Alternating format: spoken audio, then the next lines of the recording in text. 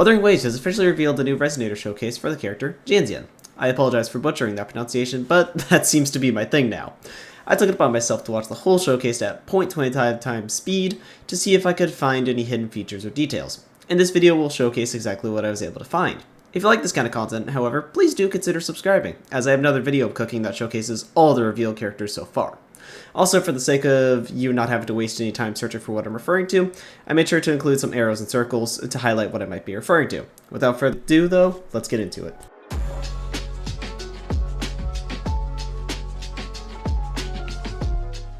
First off, Jianxin appears to have the same type of Pokeball that Rover does. Keep that in mind as it will be important later on in this video. We can see a pretty cool mural at the tea shop right here. Nothing important, but still a pretty cool piece of the environment.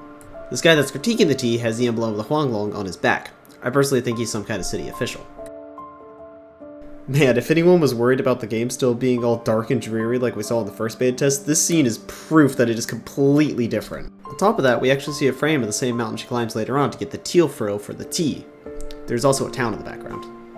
When the official says heads, he literally meant heads. These are little animals, and we can see the one in the back move its ears. This shot is the one I was referring to when I mentioned the mountain she climbs, as the second one is off screen behind her. If you look closely, you can see it in the shot where she falls onto the cranes. Also, somehow, despite falling from that height, she is still holding on to the teal frill. Originally, I thought this was the same location as the CBT2 trailer where we saw the stump blossom. However, after comparing it, it's actually not even the same. The dead giveaway to this is actually that this stump has no mushrooms on it. During this whole fight, her Pokeball is red. I'm not sure if it's because she can't capture the bear as an echo, or if it's just red while she fights. Along with the resonator mark on her shoulder glowing, we can see a yin and yang symbol. And I am going to point this out a lot. During this fight scene, we can see some kind of custom block or parry, I'm not exactly sure which one. Her hands glow as she charges this attack. Also, something I find rather curious is that Kuro makes a point of focusing in on this device. I'm not exactly sure what it does though. Along with what we know is the dodge animation, we also get to see her do some kind of heavy attack. I know it is, as I've seen it about 3 times within this video. How much do grizzly bears weigh? 600 pounds! 1, yin and yang symbol. 2, I'm mildly convinced she's a superhuman now. Oh, and also this whole entire sequence shows the resonator mark. I'm not exactly sure what animation this is from, but I'd guess it's a story quest.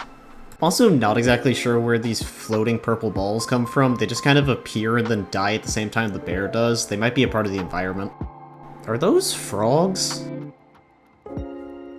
And finally, the Pokeball is back to blue in this sequence.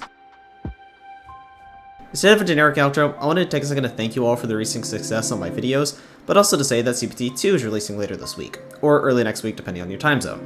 I've noticed quite a lot of people coming into the official Wuthering Waves Discord to ask when exactly the invites or download link will be sent to those who got accepted. This is personal speculation, but I would assume Friday or Saturday, as I was told by someone who played in closed beta test 1, they got their download links a day before the beta started. Again, this is just speculation, and it could be sent right after I release this video. However, I wanted to give you all a general time frame of when exactly it will more than likely happen. Of course, this is speculation though. However, this is all I have for you today, so without further ado, I must bid you adieu, have a fantastic day, and I hope to see you all in the beta.